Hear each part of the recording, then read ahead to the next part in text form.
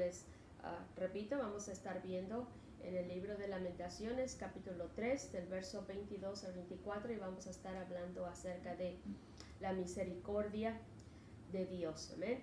Dice así, Lamentaciones 3, 22 y 24, dice: por la misericordia de Jehová no hemos sido consumidos, porque nunca decayeron sus misericordias. Nuevas son cada mañana, grande es tu fidelidad. Mi porción es Jehová, dijo mi alma, por tanto en él esperaré. Este capítulo de Lamentaciones, el capítulo 3 que leímos, el profeta Jeremías manifiesta su aflicción, ¿verdad? Si usted lee los versículos anteriores o todo el capítulo, ¿verdad? Los primeros versículos, el profeta Jeremías está hablando acerca de su aflicción, y él manifiesta su dolor, su frustración, su desesperanza ante las circunstancias que estaban aconteciendo a su alrededor. Pero de pronto toma un momento él y quita su mirada de todo lo que estaba aconteciendo, ¿verdad? Alrededor de él, ¿verdad? Y recordó algo que comenzó a vivificar, ¿verdad? El espíritu de este profeta nuevamente. Tomó nuevas fuerzas, ¿verdad? Y es así como él siguió adelante. Y se recuerda de las misericordias de Dios.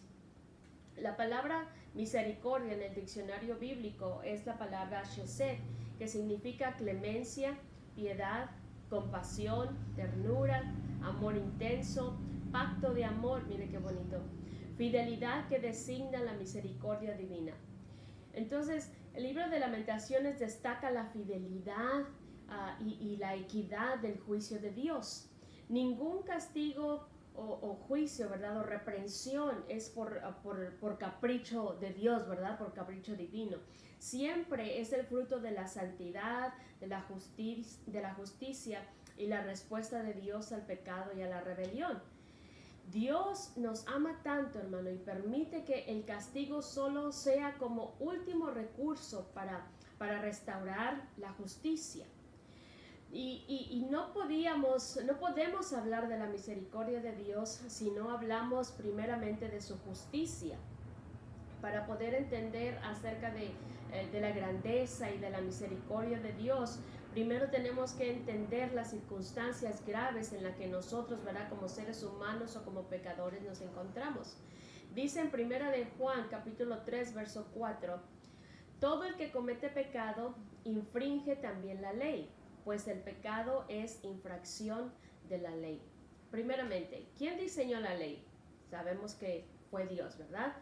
Pero los seres humanos, hermanos, tenemos un problema con las leyes. Hay algo en las leyes que pues yo creo que a todos, ¿verdad?, nos molestan.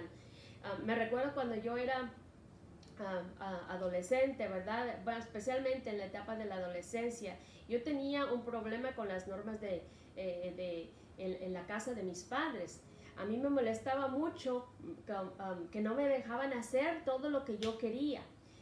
No me dejaban salir a todos los lugares que yo quería, no me dejaban hacer mi voluntad, no me dejaban salir a solas, ¿verdad?, con mi novio. Siempre que mi esposo y yo queríamos salir en aquel entonces, ¿verdad?, siendo novios, siempre teníamos que llevarnos a alguna de mis hermanas a donde quiera que íbamos. Aún así fuera alguna actividad de la iglesia de él, tenía yo que llevar a una de mis hermanas. Tampoco, por supuesto, me dejaban llegar a la hora que yo quería a mi casa. Y yo pensaba, me están arruinando la vida, y como todos los jovencitos muchas veces, ¿verdad?, es que no me dejan ser libres, es que yo quiero mi libertad, yo quiero mi independencia. ¿Por qué?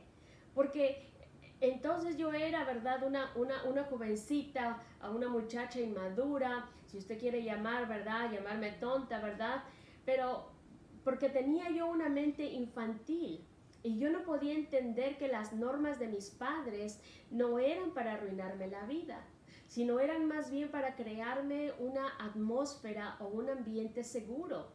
Y esta era limitada por las formas de amor que me iban a proteger para que yo me pudiera desarrollar de una forma segura.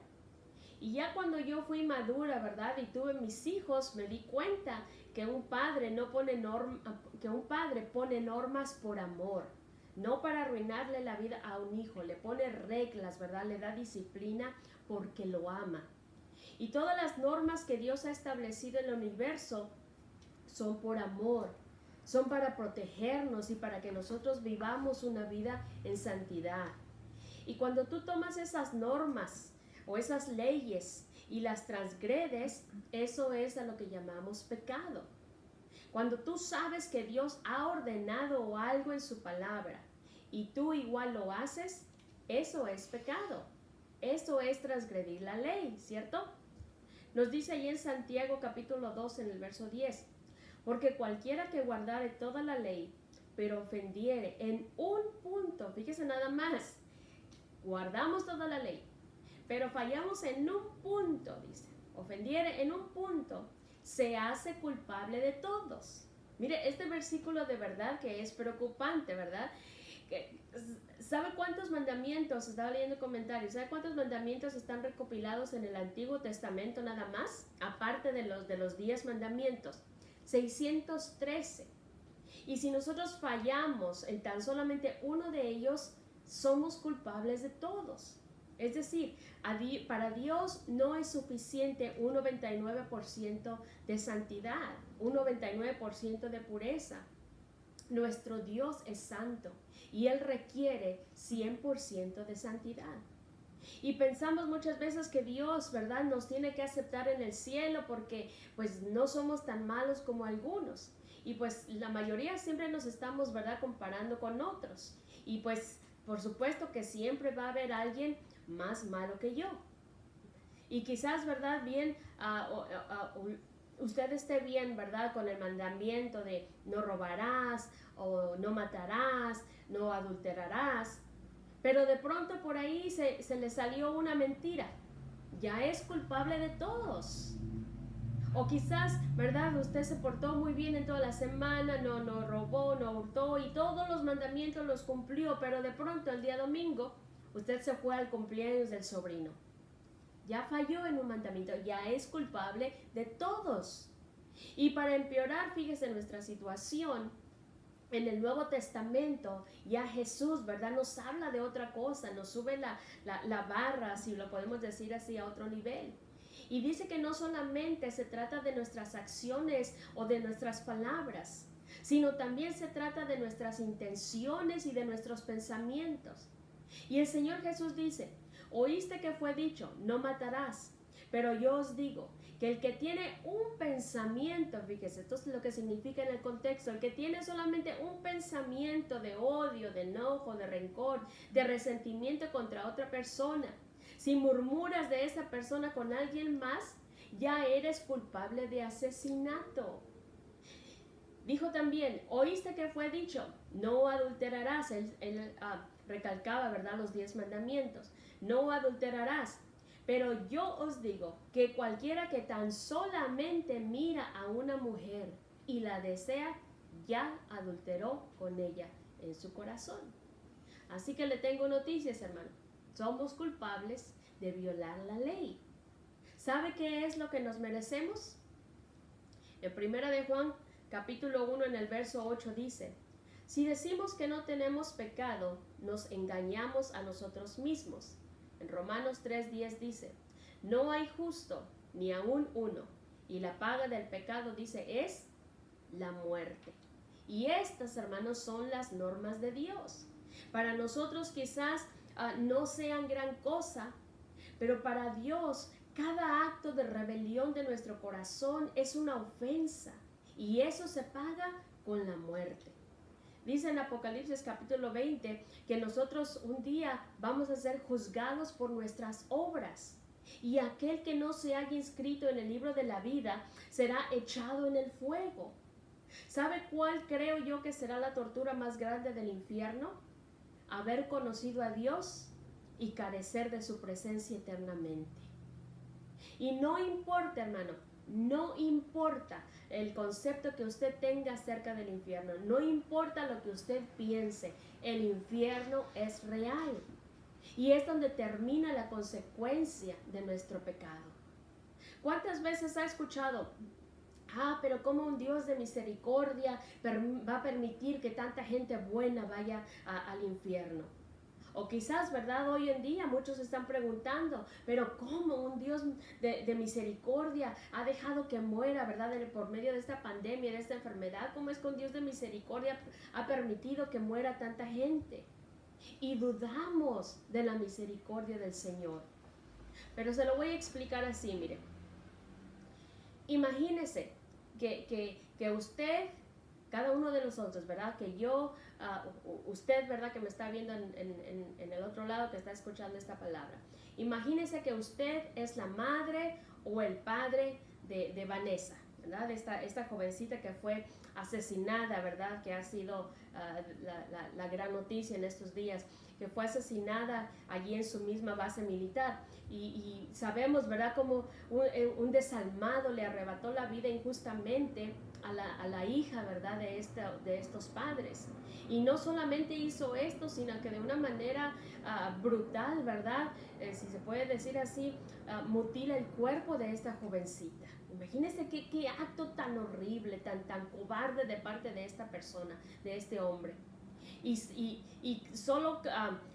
solamente lo hizo porque sí, porque se le pegó la gana, porque había maldad en su corazón.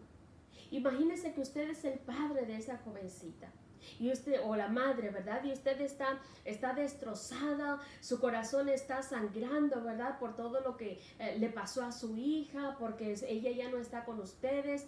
Y vamos a suponer, ¿verdad?, que este hombre, el asesino, ¿verdad? El culpable, ¿verdad?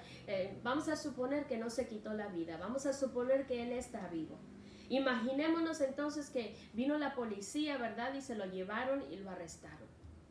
Ahora, imagínense que estamos en este juicio, ¿verdad? En el juicio de este hombre, en el juicio del asesino de esta muchachita. Y estamos frente a él, ¿verdad? Y como padre uno, ¿verdad? Con todo el dolor de su corazón, estamos escuchando cómo le están poniendo los cargos, ¿verdad? Y cómo se está llevando el juicio. Y de pronto sale el juez. Imagínense que salga el juez. Y después de él escuchar todas las circunstancias, las acusaciones y los cargos, supongamos que él diga, en el nombre del amor, ¿por qué no perdonamos a este hombre? ¿Por qué no tenemos misericordia de él y lo dejamos en libertad? ¿Qué pensaría usted de este juez? ¿Verdad que pensaríamos que está loco? ¿Verdad que pensaríamos que es un monstruo? ¿Que es un juez injusto? Porque algo dentro de ti exige que ante una violación de la ley haya justicia. Y todo ser humano sabe que se necesita la justicia. Para que un juez sea bueno, debe de ser misericordioso, pero también debe de ser justo. Nuestro Dios, hermano, nuestro Dios es un Dios bueno, pero también es un Dios justo. Y si tú le arrancas una de estas dos virtudes, Dios se convierte en un monstruo. Pero nosotros tenemos un problema con la justicia de Dios, y es un problema serio.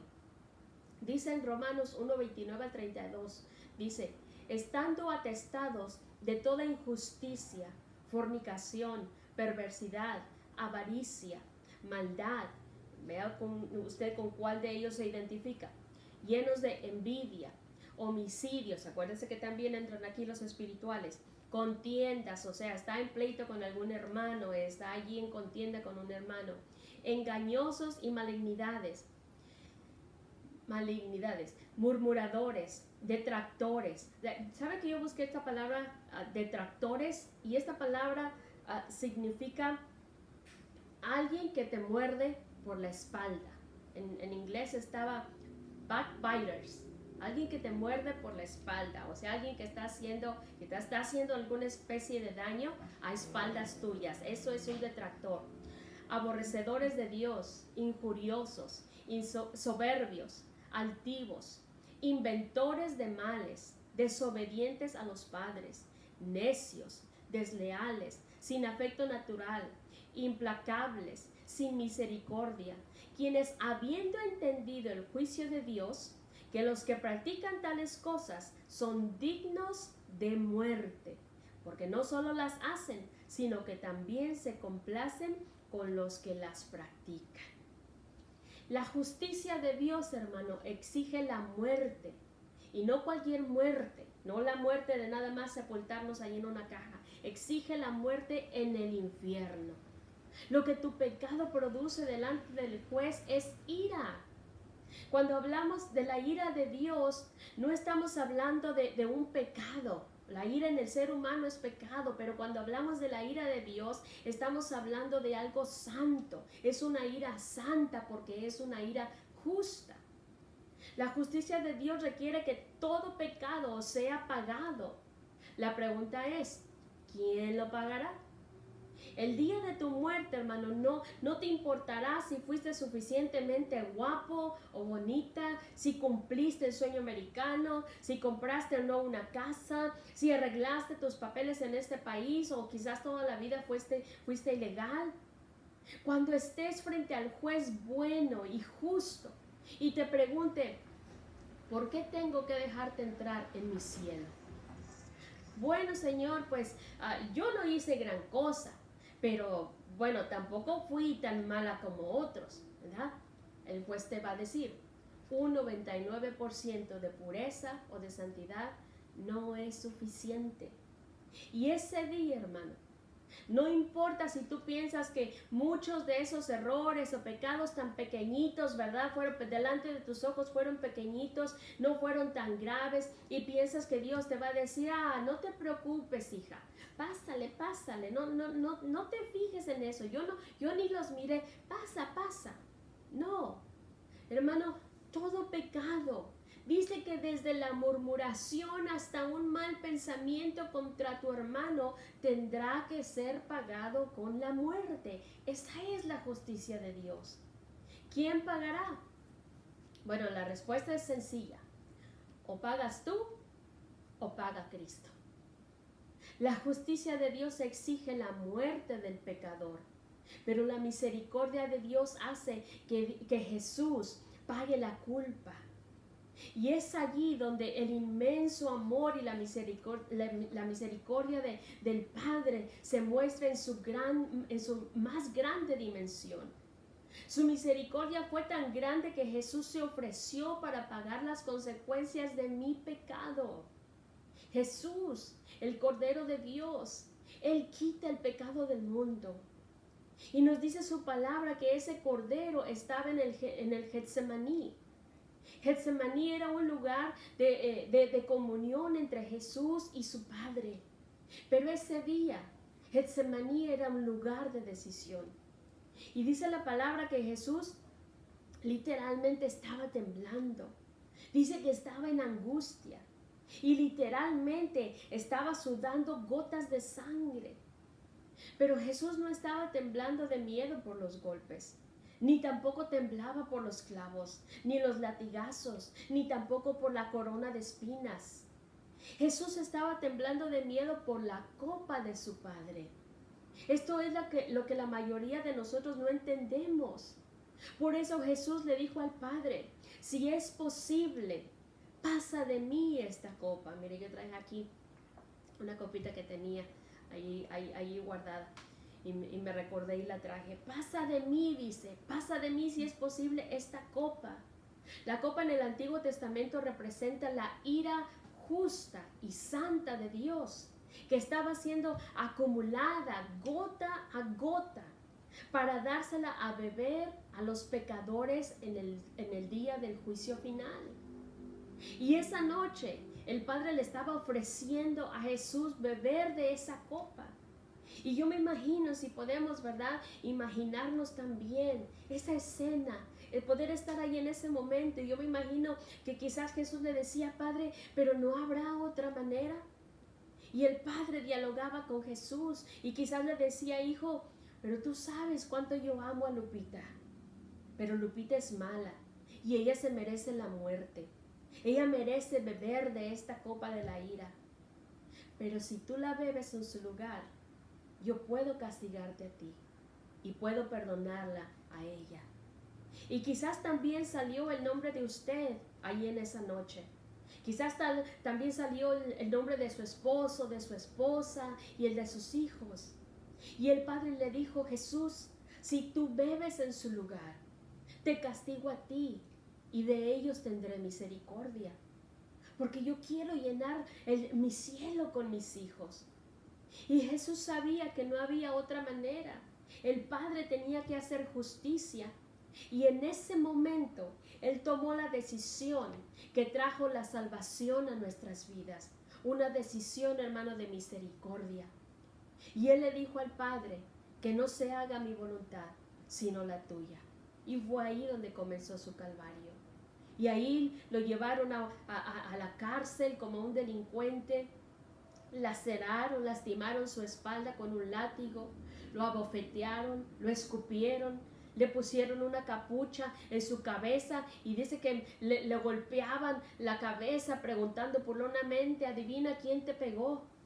Le injuriaban, su rostro fue desfigurado hasta que no quedó en hermosura en él, como describe Isaías capítulo 53. Lo hicieron cargar una cruz tan pesada. Y en aquel momento clavaron sus manos y sus pies. Y de ahí salió sangre. Pero no cualquier sangre. Era una sangre santa, inocente. Todo esto, hermano, por su misericordia hacia ti y hacia mí. Y nosotros muchas veces lloramos delante de Él y le decimos: Señor, yo creo que tú no me amas porque no me concedes la casa que te he pedido. Señor, ¿por qué no me das ese carro que tanto necesito? Yo creo que tú no me quieres. Señor, yo creo que tú te olvidaste de mí porque no me han dado el aumento en el trabajo que tanto te he pedido. Somos ingratos. Y hermano, no nos damos cuenta que por la misericordia del Señor, usted y yo no hemos sido consumidos. Y yo me puse a pensar acerca de este maravilloso versículo de Lamentaciones. Y sé que es hermoso pensar, es tan bello, ¿verdad? Cuando abrimos nuestros ojos y decir que las misericordias del Señor son nuevas en esa mañana. Porque Él contesta nuestras peticiones, porque Él provee lo que necesitamos, porque Él sana todas nuestras enfermedades, porque Él nos cuida, nos guía, ¿verdad? Nos guarda de los peligros, nos ha guardado de esta pandemia a muchos de nosotros, ¿verdad? Y muchas otras cosas que el Señor hace por cada uno de nosotros. Pero hermano, lo más importante, cuando pensemos en la misericordia, que nunca se nos olvide que la muestra más grande de su misericordia sucedió hace más de 2000 años. Lo más importante en nuestra vida no es que Dios nos sane de nuestras enfermedades. Lo más importante en nuestra vida no es que Él provea de una casa para nosotros. Lo más importante en esta vida ni siquiera es que nos guarde de esta pandemia. Lo más importante de esta vida, hermano, es que un día estés delante del gran trono blanco y el buen juez pueda decir: hijo, hija, eres libre de beber la copa de mi ira. Mereces entrar en mi cielo. Eso es lo más importante, hermano. Lo demás es secundario. No importa cuántos años, hermano, si tú asistes a la iglesia, si conoces al Señor, no importa cuántos años tengas de conocerlo. Nunca dejes de mirar a la cruz. Nunca dejes de ir ahí todos los días a pedirle por su misericordia, por ti, por tu cónyuge, por tus hijos, por tu familia, por tus compañeros de trabajo. Pidámosle cada día allí en la cruz perdón y la limpieza de nuestros pecados. Allí a los pies de la cruz roguémosle cada uno de nosotros por un corazón, por una actitud, una mente, unos labios y unas manos santas delante de su presencia. Hay una gran diferencia en lo que es la gracia y la misericordia. Por su gracia, ¿verdad? Tenemos todas estas cosas que nosotros no merecemos. Dios es bueno y nos da tantas cosas que no merecemos. Esa es su gracia. Pero su misericordia, por su misericordia, no nos da lo que muchas veces verdaderamente nos merecemos. Para mí, espero que también para usted, para mí no hay acto más grande de su misericordia que saber que Él tomó mi lugar que Él tomó la copa de la ira del Padre y me liberó de ese castigo eterno. Me liberó de ir al infierno. Me sacó de mi pecado. Jesús tomó mi lugar en la cruz del Calvario y Él recibió en lugar mío. Él recibió la sentencia de muerte que yo tenía que cumplir. Por eso podemos decir que su misericordia es grande, que Él merece toda nuestra adoración y Él merece toda la gloria. La misericordia del Señor ha sido grande. Vamos a orar. Señor, te doy gracias en esta tarde, Señor. Te damos gracias por tu misericordia. Señor, ayúdanos, porque a veces ponemos otras cosas, Señor, en primer lugar. A veces, Señor, estamos tan afanados queriendo conseguir cosas, estamos preocupados, Señor, queriendo quizás que tú nos sanes, quizás que nos guardes de todo lo que está sucediendo, Señor, quizás como en el libro de Lamentaciones, Señor, el profeta se quejaba, Señor, y no había esperanza para él, y estaba hablando, Señor, de todas las cosas malas y difíciles que estaban pasando a su alrededor, de las circunstancias, Señor, que estaban trayendo a su vida, quizás aflicción, Señor, de corazón o de espíritu. Señor, pero te damos gracias porque en medio de todo, Señor, así como lo hizo el profeta, que cada uno de nosotros, Señor, paremos y volvamos nuestros ojos, Señor, de las circunstancias, de todo lo que estamos viviendo, hacia tu misericordia. Señor, reconocemos que por tu misericordia estamos aquí. Reconocemos que por tu misericordia, Señor, no hemos sido consumidos. Muchas gracias, Señor. Ayúdanos a ser gente, Dios amado. Ayúdanos a ser un pueblo que busca la santidad. Un pueblo, Señor, que quiere vivir con un corazón recto delante de tu presencia, Señor.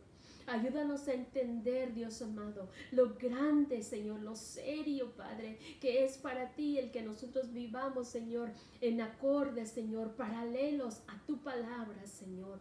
No infringiendo más la ley, Señor, no pecando más en contra tuya, Señor, pensando, Señor, que tu misericordia, Padre de la gloria, siempre estará sobre nosotros. Un día, Señor, ya no habrá misericordia. Un día vendrá la justicia. Un día, Señor, estaremos delante de tu presencia, delante del juez de jueces, Señor. Un día te daremos cuenta. Un día, Señor, veremos si nuestro nombre será leído, Señor, porque fue escrito en el libro de la vida. Señor, o quizás no, Padre. Ayúdanos, ten misericordia de nosotros mientras estamos en esta tierra, mientras estemos a tiempo, mientras haya vida, mientras haya oportunidad, que te busquemos con todo nuestro corazón, mientras podamos, Señor, que nos santifiquemos, Dios amado, que nos preparemos para ese encuentro contigo, para entrar, Señor, a tu cielo, Señor, y gozarnos contigo en las bodas del Cordero. Gracias, Señor, por la vida de cada uno de mis hermanos, Señor, que han escuchado esta palabra, Señor, que haya sido de bendición para cada uno de ellos. Si quizás alguno, Padre, tiene alguna petición especial, yo te ruego, Señor, que tu mano de poder, tu mano de misericordia, Señor, esté sobre la vida de cada uno y responda, Señor, conforme a tu voluntad. Si hay alguien, Señor, que está enfermo allí en su casa, si quizás por cualquier razón está en el hospital, Señor amado, ten misericordia también, Señor. Levántanos para la gloria de tu nombre. Levántanos y vivifícanos, Señor, para que otros puedan ver que tú eres un Dios de amor. Gracias, Señor. Gracias te damos en el nombre precioso de Jesús. Amén y amén. Dios les bendiga.